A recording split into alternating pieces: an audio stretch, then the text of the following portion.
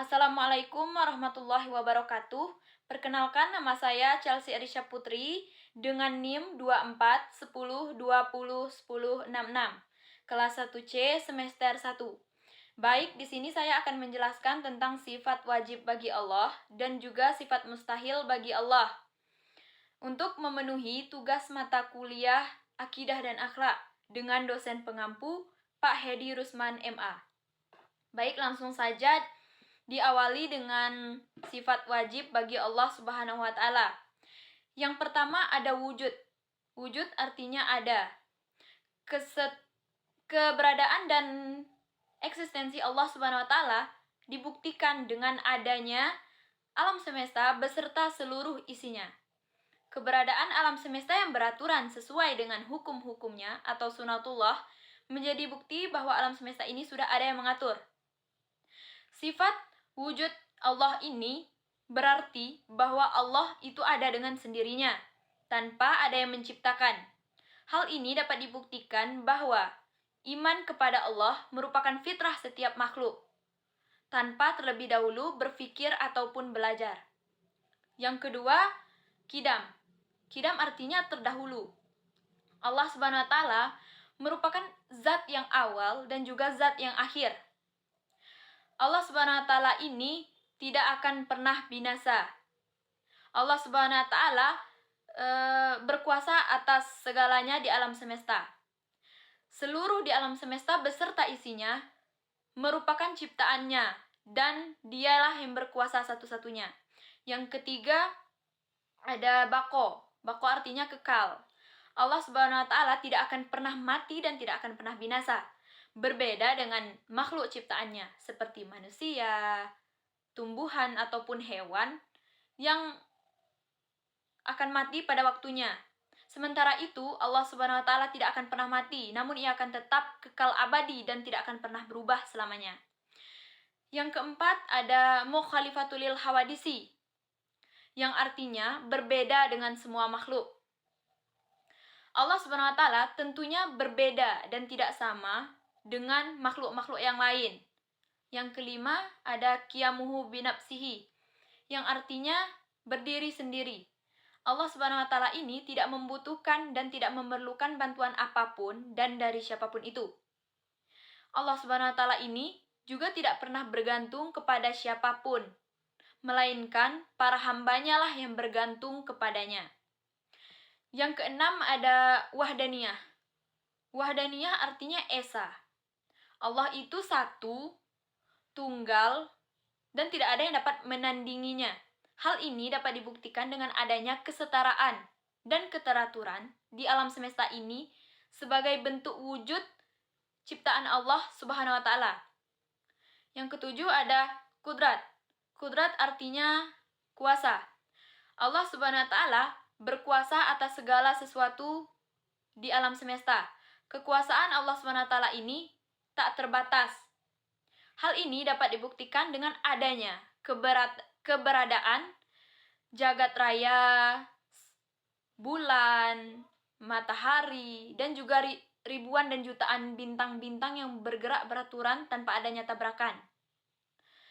Yang ke-9 ada ilmu. Ilmu artinya pengetahuan. Allah Subhanahu wa Ta'ala akan selalu mengetahui apapun yang terjadi di alam semesta ini, baik itu secara zahir ataupun secara batin. Tidak ada satupun yang lepas dari sepengetahuan Allah Subhanahu wa Ta'ala. Yang ke-10 ada hayat. Hayat artinya hidup. Allah Subhanahu wa Ta'ala tidak akan pernah mati. Ia memiliki sifat yang kekal abadi, berbeda dengan makhluk ciptaannya seperti manusia dan hewan yang hidup membutuhkan jantung. Sementara itu, Allah Subhanahu wa Ta'ala hidup tanpa memerlukan bantuan orang lain dan tanpa didahului oleh orang lain. 11. Sama. Sama artinya mendengar. Allah Subhanahu wa Ta'ala selalu mendengar segala sesuatu yang terjadi di alam semesta ini. Tidak ada satupun kejadian yang tidak didengar olehnya. 12. Basar. Basar artinya melihat. Allah Subhanahu wa taala melihat segala sesuatu yang terjadi di alam semesta ini, baik itu sesuatu yang kecil ataupun sesuatu yang besar sekalipun, bahkan sesuatu yang tersembunyi. Penglihatan Allah Subhanahu wa taala ini tak terbatas, sehingga teknologi canggih pun tak dapat melampaui penglihatan Allah Subhanahu wa taala. Yang ke-13 ada kalam yang artinya berfirman. Keberadaan firman Allah Subhanahu wa taala ini dapat dibuktikan dengan adanya firman Allah yang diturunkan kepada Nabi Muhammad SAW melalui malaikat Jibril, yaitu kitab suci Al-Qur'an. Allah Subhanahu wa taala juga berfirman kepada sebagian para rasul ataupun nabi secara langsung. 14 adalah qadiran. Qadiran artinya maha kuasa. Allah Subhanahu wa taala berkuasa atas segala sesuatu di alam semesta ini beserta seluruh isinya. Karena beliau merupakan pencipta dari seluruh jagat raya di alam semesta ini. Yang ke-15 ada muridan. Muridan artinya maha berkehendak.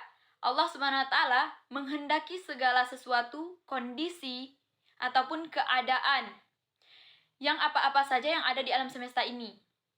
Ia menghendaki segala sesuatu tanpa adanya perintah ataupun larangan dari pihak lain. Hal ini dapat diyakini dengan mengaitkan aktivitas manusia kepada takdir Allah Subhanahu wa taala. Seperti sekarang yang sering kita dengar bahwa bahwa manusia boleh berencana, namun hanya Allah lah yang menakdirkan atas segalanya. 16 ada aliman. Aliman artinya maha mengetahui. Allah Subhanahu wa taala selalu mengetahui apapun kejadian yang ada di alam semesta ini. Yang ke-17 ada hayan. Hayan artinya maha hidup. Allah Subhanahu wa taala tentunya tidak akan pernah mati, tidak akan pernah binasa, ia akan kekal abadi selamanya. Allah juga tidak pernah tidur, lelah, lengah, apalagi mati. Yang ke-18 ada sami'an. Sami'an artinya maha mendengar. Allah Subhanahu wa taala selalu mendengar apa-apa saja yang ada di alam semesta ini. Hal ini dapat diyakini oleh umat muslim bahwa Allah Subhanahu wa taala senantiasa mendengar dan merespon doa-doa para hambanya dengan penuh kasih. Yang ke-19 ada basiran. Basiran yang artinya maha melihat. Sifat wajib Allah basiran ini berarti bahwa Allah selalu melihat ataupun mengawasi segala kejadian ataupun peristiwa yang ada di alam semesta ini, termasuk tingkah laku ataupun gerak-gerik manusia. Yang terakhir adalah mutakaliman, yang artinya maha berfirman. Hal ini dapat dibuktikan dengan adanya kitab suci Al-Quran yang di dalamnya terdapat firman-firman Allah Subhanahu wa taala. Selanjutnya saya akan menjelaskan tentang sifat mustahil bagi Allah Subhanahu wa taala.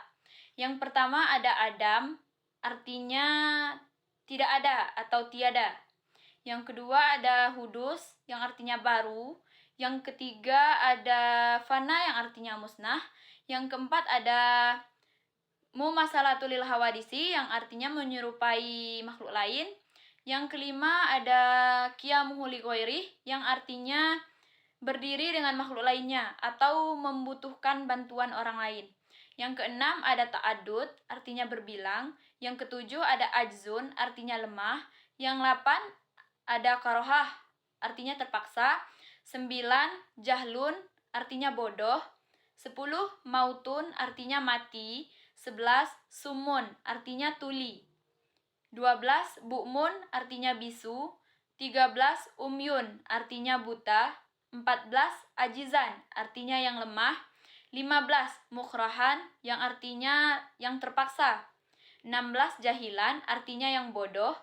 17 mayyitan, artinya yang mati. 18 asamma, artinya yang tidak bisa mendengar. 19 a'ma, yang artinya yang tidak bisa melihat. Terakhir abkam, artinya yang tidak bisa berbicara. Sekian tugas video penjelasan dari saya. Jika terdapat kesalahan, mohon dimaafkan. Wassalamualaikum warahmatullahi wabarakatuh.